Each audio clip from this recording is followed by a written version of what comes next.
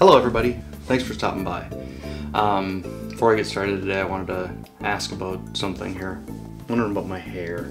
I'm thinking about letting it grow out and have hair like I had when I was a kid, you know. Thinking about going to the Woodstock Fruit Festival next year. In fact, we were planning on submitting our reservations today. And yeah, apparently in order to be a fruity, you need to have long hair. For the last probably, God, I don't know how many years, I've probably about 16 years or so, I've been buzzing myself, basically number 3 on top, 2 on the sides, which basically means 3/8 of an inch and 1/4 inch on the sides. So I don't know, I guess people always take their friends and whatever suggestions, so figure instead of taking 1 or 2 friends, I'll ask you guys. So that said, I'm gonna put a link to the Woodstock Fruit Festival too. That's kind of cool. So my deal today is talking about increasing metabolism, and this is a thing that most diets seem to leave out of their program. They talk about limiting calories and trying to get your caloric intake under your calories used for the day and all that kind of stuff. It's a bit misleading though, because you cut your calories back and your body goes, oh my god, I'm starving, and it cuts the metabolism back, and you start burning your muscle for whatever you don't eat in calories for the day, and eventually you get to a bottoming out point where it's like, oh, I can't use any more muscle up, so now I'm going to just cut the metabolism back further and further until finally it matches the calories we're getting per day, and you'll just feel unenergized and tired all the time. So that's the first thing. Don't skip your meals, don't undereat, you know, you don't need to. Probably the key thing is to make sure you're eating high fiber foods. You want to get at least 30 grams a day for most people. I suppose if you're much lighter, you know, some of the guides I've seen say as low as 25 grams for females and 35 for males and whatever, but honestly you can't overdose on I guess you can, but realistically you can't overdose. If you're just eating whole foods, you know, if you're going to buy a thing of Metabolism, or is it whatever it's called, the fiber jugs, and you're sitting and chugging that stuff down, I suppose you could overdose on that. But thinking realistically, you're not going to overdose eating peppers and pears and carrots and things. So the cool thing about fiber is that as long as you have enough of it, it'll regulate your blood sugar for you. So you don't have to worry about, you know, piling down a bunch of bananas or whatever, dates, things like that, because you're not going to get these huge blood sugar spikes as long as you're getting enough fiber. Now, things like avocados even, yeah, there's a fair amount of fat in there, but you need some fat, and one avocado has 10 grams of fiber by itself. So if you just ate an avocado each day, and you know, you wouldn't eat a whole avocado. I don't know if that might be a little bit high on the fat scale, or a pear. Pears, virtually no fat, 5.5 grams of fiber per pear and a bunch of sugar, so you're good to go with that. So you get your calories, you get your energy, and you know, so I mean, if you sat down and had a mono meal of 5 pears, that's pretty small actually, but you get you 400, 500 calories. It'd be, I guess, a good side thing for a breakfast with a thing of juice or something if you're going to go that route. The other thing with fiber is it takes a lot of energy to push it through your intestines and colon and whatnot. So even though you may be taking on some calories with these other carbs and things, you're burning them up inside you. It's just happening whether you try or not. So anyway, the other thing is drink plenty of water. If you don't stay hydrated, your blood thickens up, you have other problems, but beyond that, what it helps you for is for your metabolism is that food is more quickly metabolized, and that higher rate of metabolism will, well, first of all, it gives you a higher rate of metabolism, but it also gives you more energy.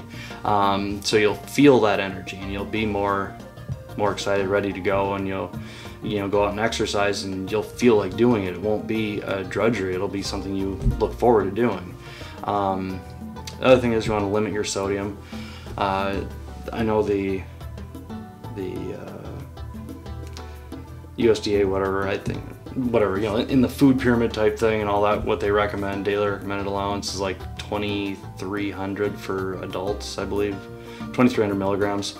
I've been staying under or right at about 1,000 milligrams a day. I'm sure I'm getting a little bit here and there that I don't know about, the food amnesia type thing, but so be it. If I'm shooting for 1,000 and I'm hitting 1,500, I'm still well below the recommended amount, and I think most days I'm even lower than that because I'm not eating anything that has added sodium. You want to keep your blood sugar up. I'm not saying have it spiked up high, but you want to make sure you have enough. You're not crashing in between. You're not sitting there with your tummy rumbling and wanting to eat so bad and whatever, because of a few things. First of all, your body goes into this famine mode where it's going to be storing the fat away, but also when you do finally eat, you're going to eat a lot of crap. Probably you'll probably find a bag of potato chips, you'll find this, that, and the other thing, and you'll eat something that is going to make you feel bad, not only physically but mentally, because now you've done this. So anyway, and the biggest thing is eat your fruit. I mean, just eat tons of fruit. Eat your bananas. Make a meal out of pears. I mean, that'd be a great thing. Eat 20, like I was saying.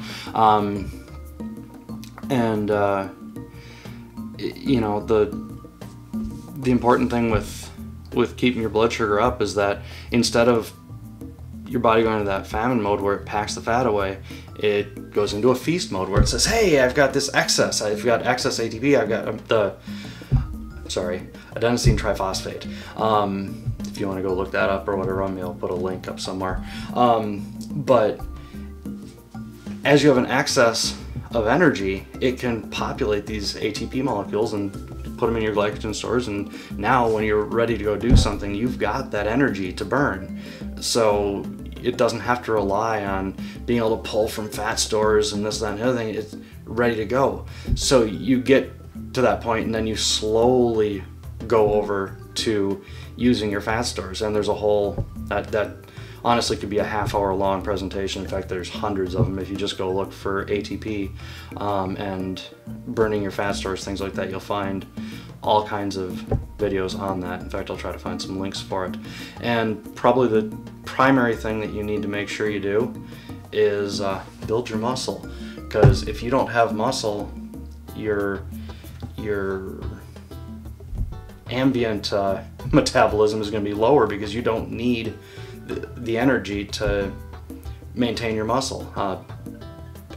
I guess the basic formula is for every pound of muscle you have, it takes 50 calories a day to sustain that. So if you were, let's say, I'm coming up with numbers out of nowhere here, but like, say for me, if I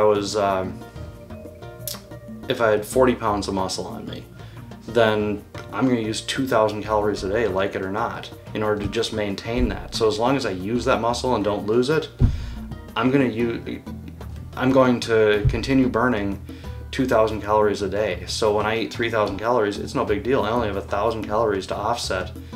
And of course, when you talk about 50 calories to maintain that muscle, that's including things like keeping your heart going, breathing, all the other stuff that comes into play in order to sustain that muscle. So, point being, you gain some muscle, do your cardio, get your heart rate up. It'll help you in the long run be able to do sustained runs and things like that. But in the short term, it's going to boost your metabolism right away. So, anyway, that's I guess my whole thing for today. And I guess I'd really like some comments and things. Let me know what you think of what I'm saying, and you know, if you have any questions, make sure and post them down below. We're gonna make some banana ice cream tonight, so I'll make a video of that. And oh yeah, we're gonna do the kitchen cleanup, so we'll be going through all of our stuff and show you guys all that stuff. Maybe you can give me some comments on what you'd like to see recipes for. And yeah, so I guess that's it. See you guys later. Bye. Oh, I almost forgot. And just to make sure you don't miss anything, make sure you subscribe, get down there and like this thing, and give me some comments so I have something to talk about. Thanks. I'll see you guys tomorrow. Bye.